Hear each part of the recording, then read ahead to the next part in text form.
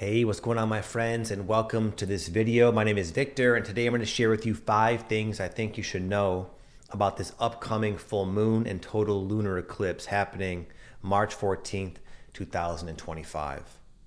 I've been trying to film the introduction to this video for quite a few times because I'm finding it difficult to really put into a few words the vast multitude of aspects of this energy. Because on one hand, eclipses are notoriously known for shaking things up in your life and causing you to kind of move forward and transform your life situation.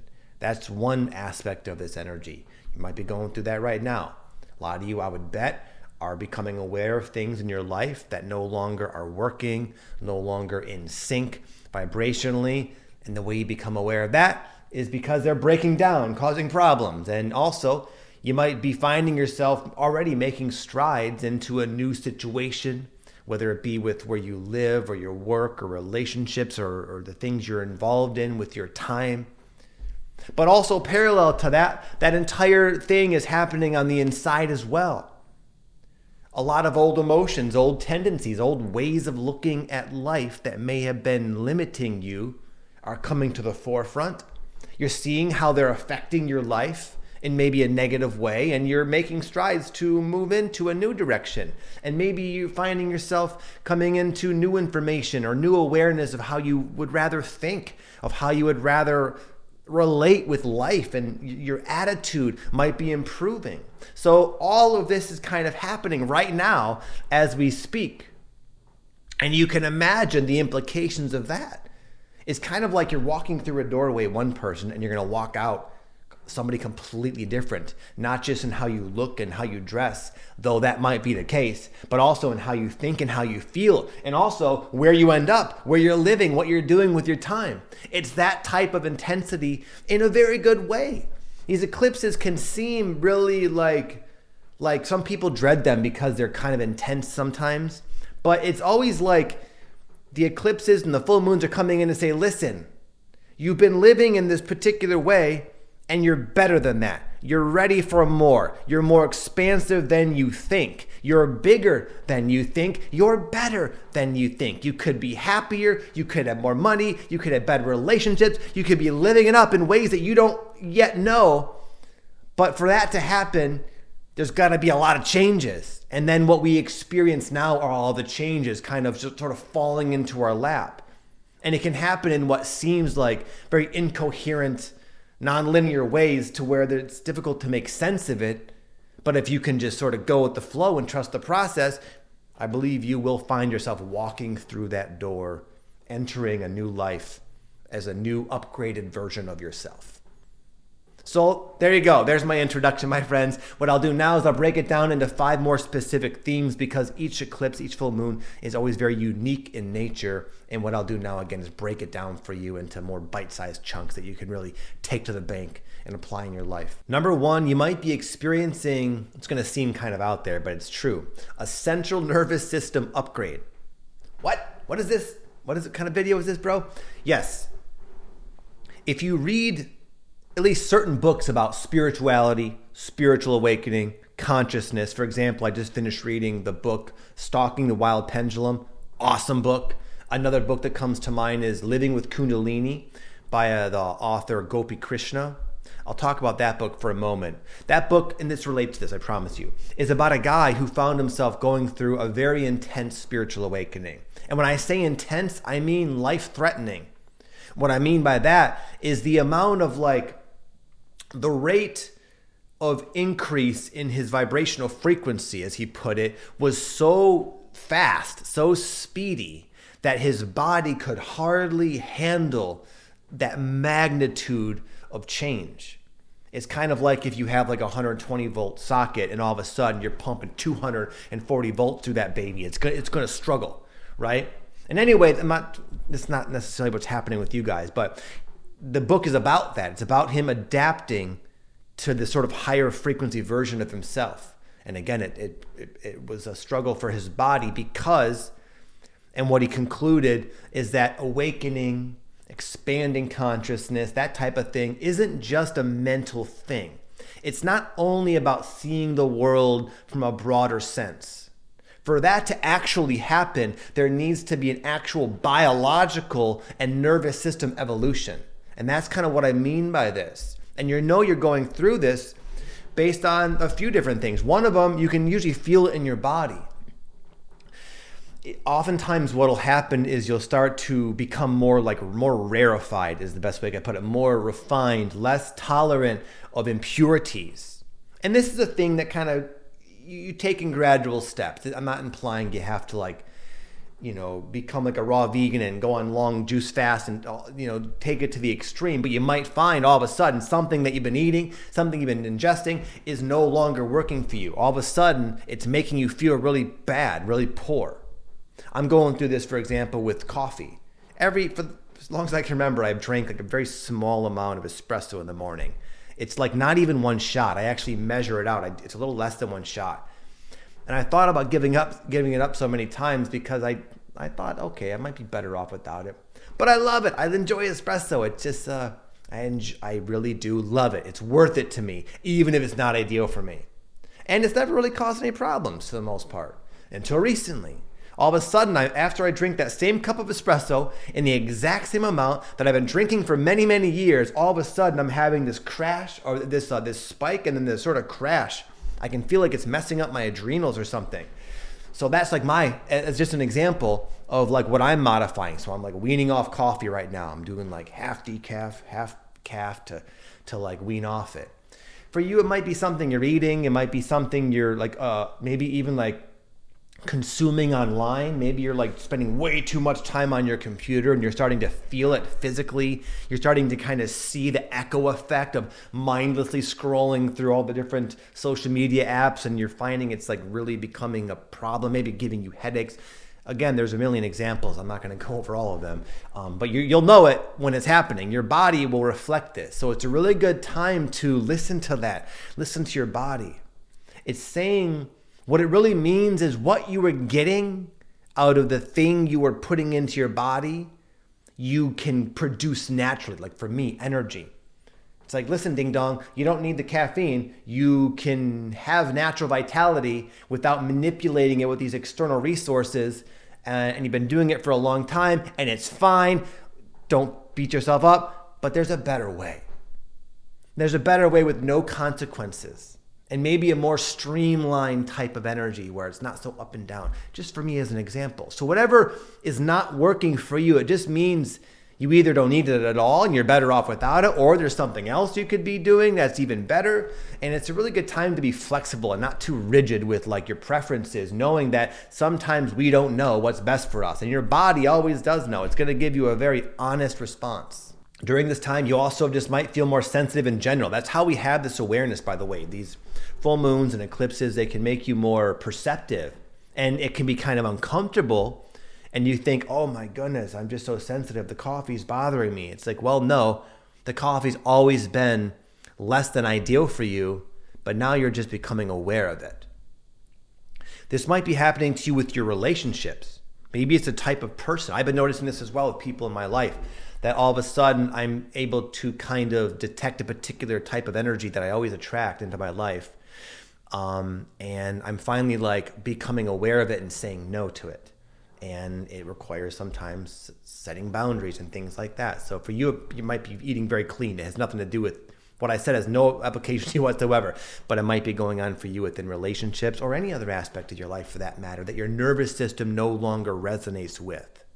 So it's a good time to purge. It's a good time to kind of go with the flow with this and let go of the things that you know are no longer serving you, even if they once have. It's also a great time to break out of the mold.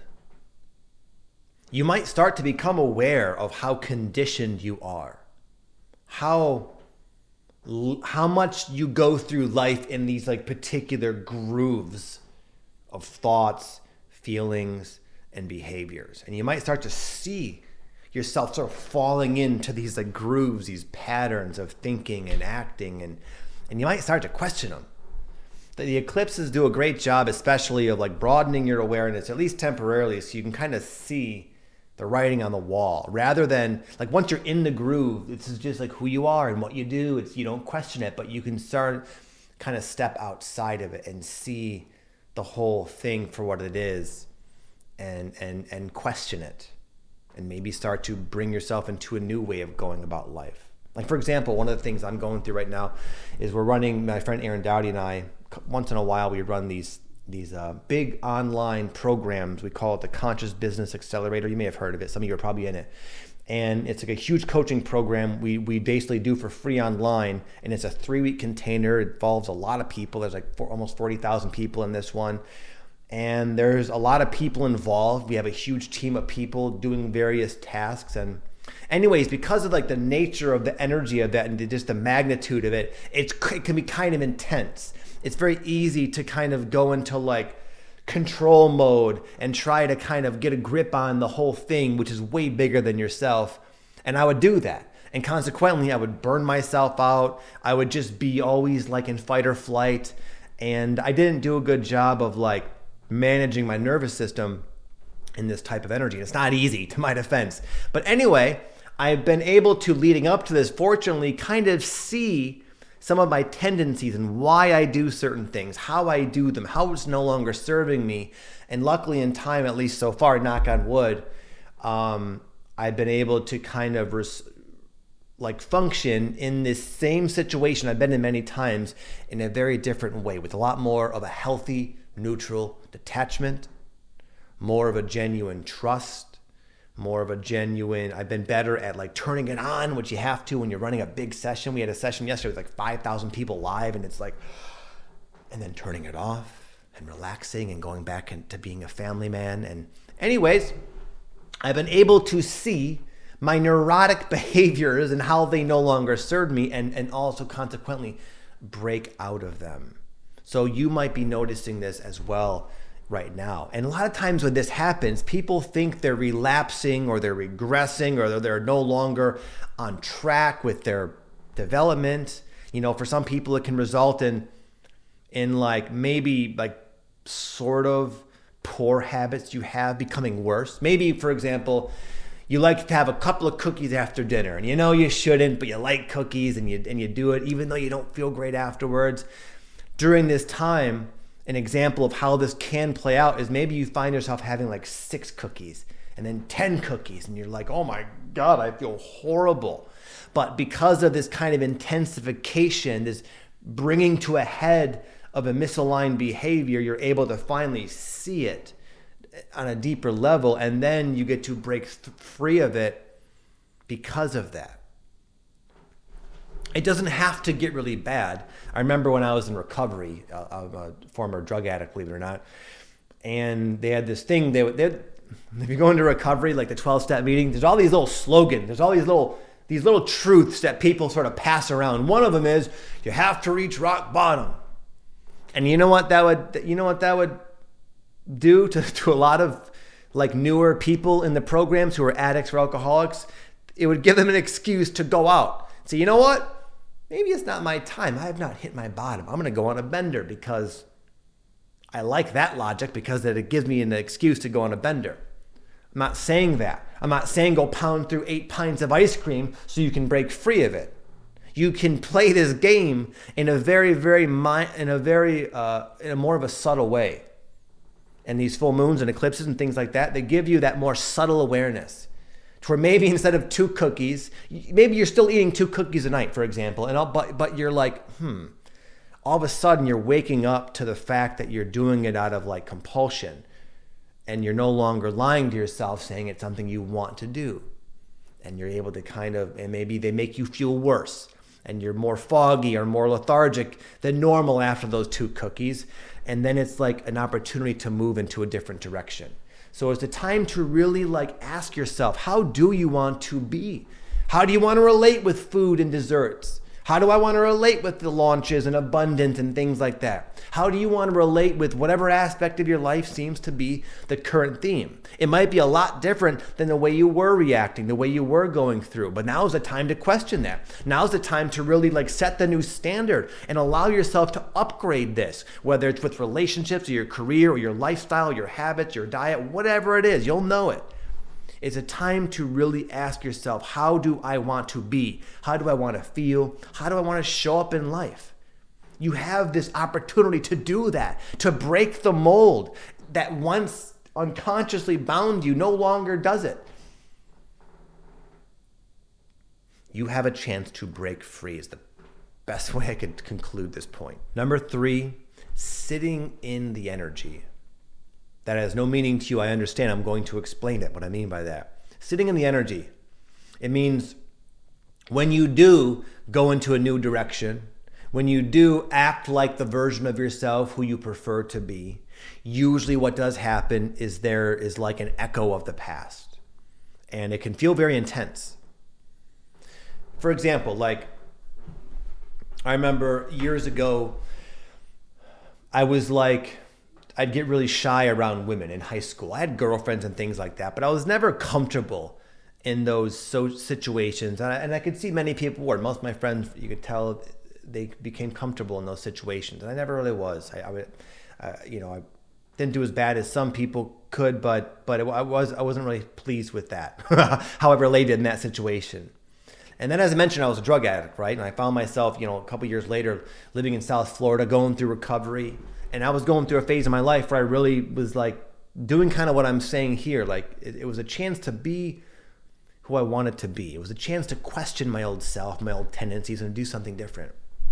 And I was at Starbucks, and I noticed the barista, that you call him a barista, the coffee person who made my coffee was kind of like flirting with me a little bit. And I was not used to it because I was living in a halfway house with all men. We were just all guys there, 300 men.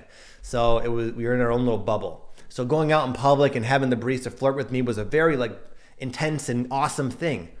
And the old me would have just got my coffee, smiled, and walked away. And what I decided to do instead was flirt back a little bit. And I was actually able to get her phone number. Now, what I mean by sitting with the energy is that experience, even though that was the person I preferred to be, because I was one way for so long, I felt so nervous. I felt like my face was red and I was sweating. It was like a really physical experience for me to break out of the mold, as I was suggesting earlier. But I chose to do it anyways. I chose not to let the echoes of my past, the old rusty chains that have been dragging behind me, I chose in that moment not to let them stop me, even though it would have felt better to do that. It feels temporarily better to remain your old self because everything is kind of familiar and you're settled. It's unsettling to go out. It reminds me of my buddy Aaron, even a better example, and then I'll move on.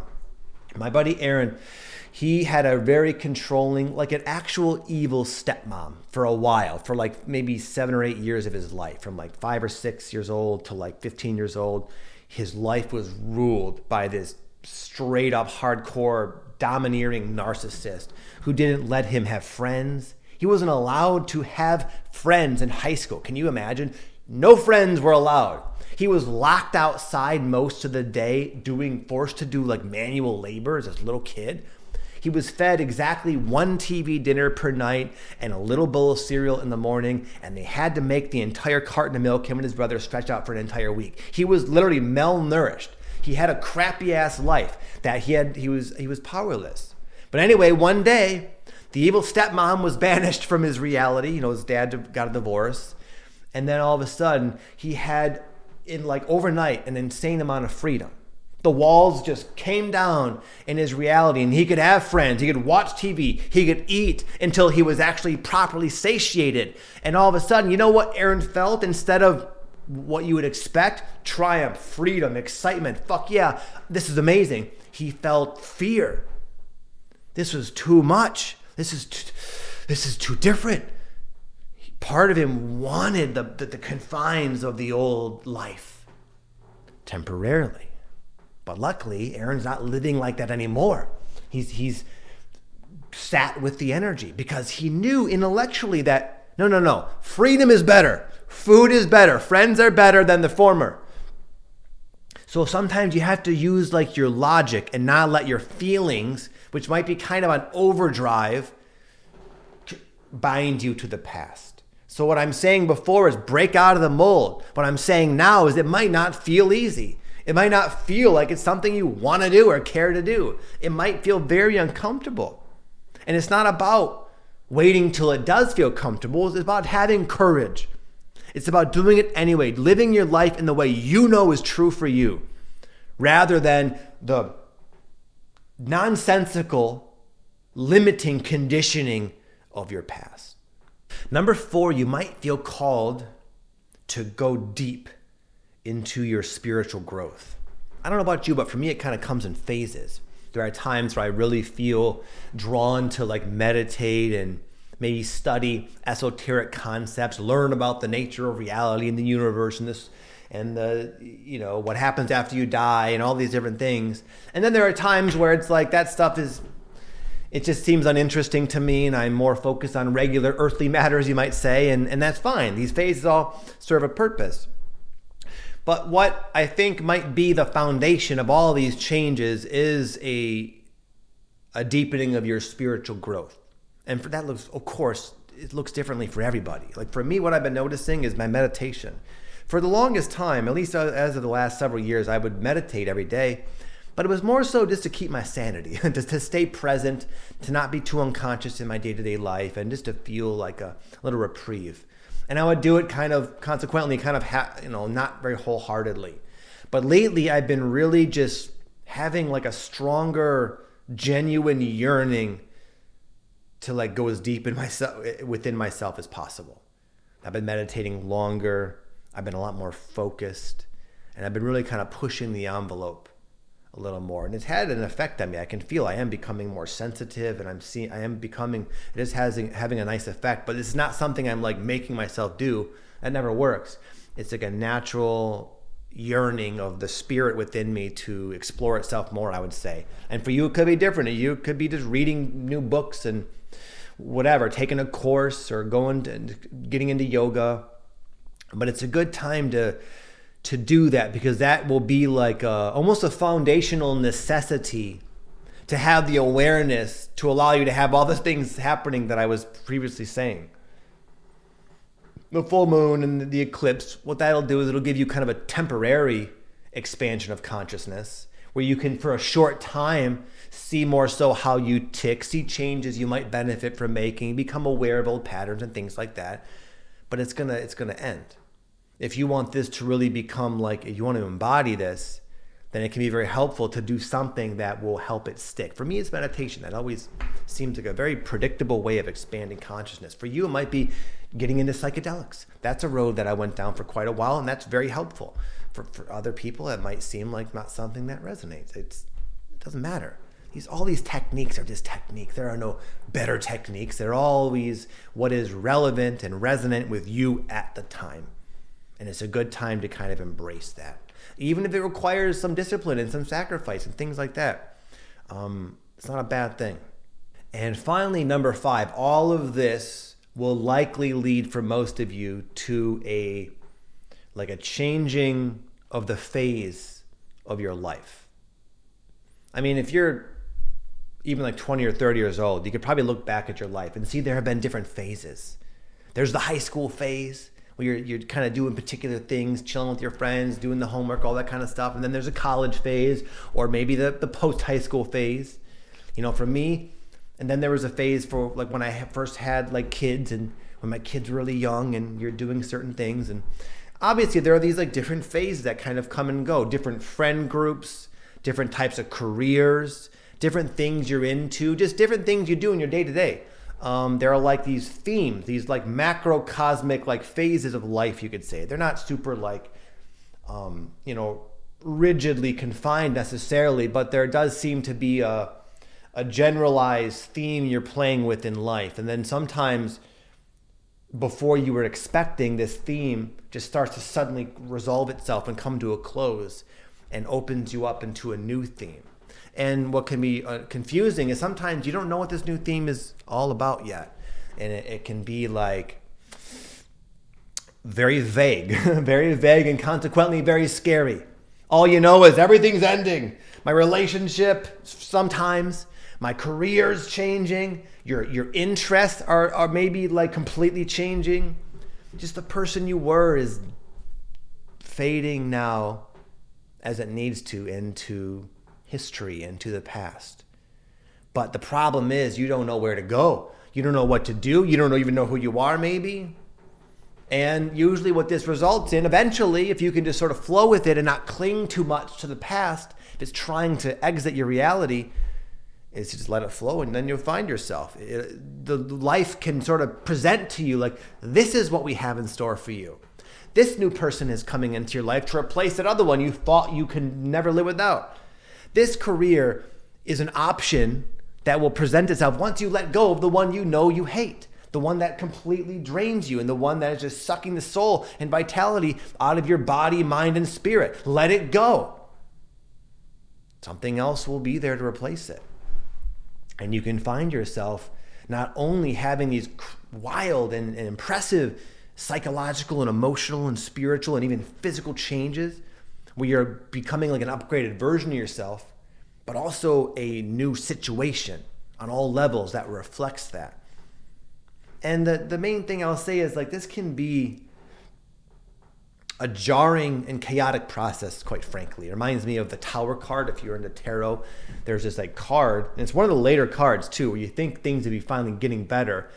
And it's of like a tower, a burning building with people flying out of it. It's like, whoa.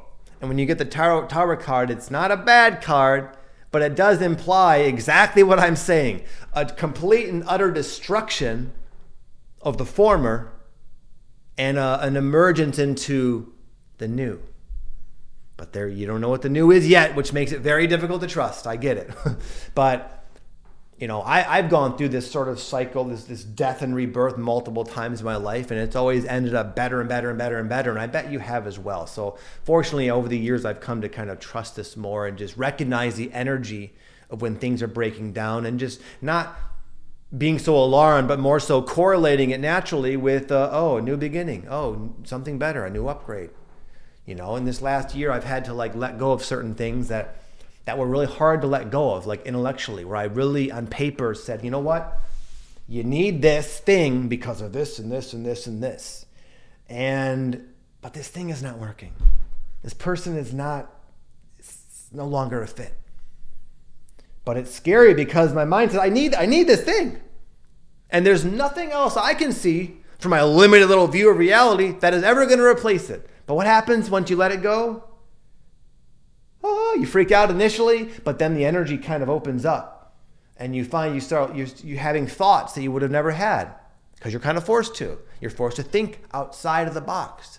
You're forced to kind of grasp outside of your boundaries just with your intention. And then, of course, the universe can be there to say, okay, we got you. There's this person that will just float into your life very effortlessly. That's a better version of that one. You know, as an example, it doesn't have to be with people. I'm not saying, oh my God, your marriage is going to end. No, not necessarily. Maybe, not necessarily though. It just depends. What will, as Eckhart Tolle says, all that really matters, what is actually true, what is actually of value, what is actually you will remain. But the parts of you that are not really you, or at least no longer working for you, will start to fall away. But just to paint a picture, just one example from my own life of how much better this can be. This happened to me, many of you know if you've been watching me, years ago with my careers. Careers plural. I had two careers that I really was happy with. I was a fitness trainer. I also was a medical marijuana grow operator. I had my whole basement decked out to grow weed. And I thought it was pretty badass. Both of them. I had a successful gym. I had a successful grow. I am a Gemini, so it's good to have multiple arms of the fire. They were both bringing me money. Both exciting, both filling me with passion, until they just stopped doing that. In a very kind of almost abrupt way, both of them became kind of a drag. The fun was gone, the joy was gone, the excitement was became boring. The systems that once ran smoothly, all of a sudden were breaking down. All these annoying problems kept happening where I just found myself putting out all these fires in both situations, and it became almost impossible to maintain. And I also didn't even really want them to maintain. I was like, I don't even like this. But I felt trapped. I thought I needed them. Luckily, this continued, and eventually I just had to like let go and surrender into the abyss of the unknown. And it was scary. There was quite a transition that was, challenging to navigate financially and just in terms of who am I now without the gym, without the grow. I didn't know who I was.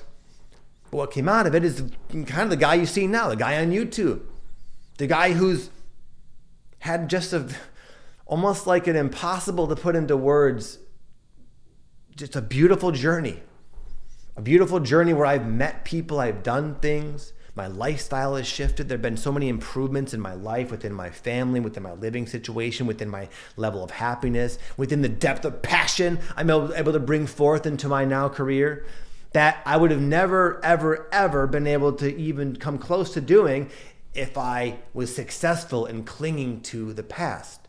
There was a whole new dimension of awesomeness that opened up for me, as will be the case for you if you relate to what I'm saying. It's a time to trust. It's a time to not try to micromanage all the details. You'll go nuts. It's a time to go with the flow. Kind of like what I was saying in a previous energy update. It's a time to go with the flow and read the energy and trust your intuition, to have faith. And if you can do that, you will find yourself walking through that door, as I mentioned, as a new person with a totally kick-ass life. I can guarantee you that. So with that said, before I go, if any of you are interested in that thing I was mentioning earlier, I'll tell you about it briefly. It's a Conscious Business Accelerator. This is a free 3-week program that just started yesterday. It's not too late to join. It's free. And it's where my friend Aaron Dowdy and myself teach you how to grow an online business. So if what I said before relates to you in terms of your career and you want something new, maybe you think it'd be cool to be a speaker or a writer or a coach or a healer or a psychic and to help people online in the way you see me do anyway. In this course, we teach you how to do that. And for right now, you can go through it. We're running it right now. You didn't really miss too much, just the opening ceremony. And I'll leave a link down below if you want to sign up, just a quick little application process, and you'll be in the whole thing. There's a lot of cool live coaching going on. We're going to do live breath work coming up on Friday. There's a free course you get that walks you through this how to basically build your business and things like that. So check it out if you'd like. I'll leave a link down below, also at the top comment. And with that said, I'll see you all next time. Have an amazing day. Peace.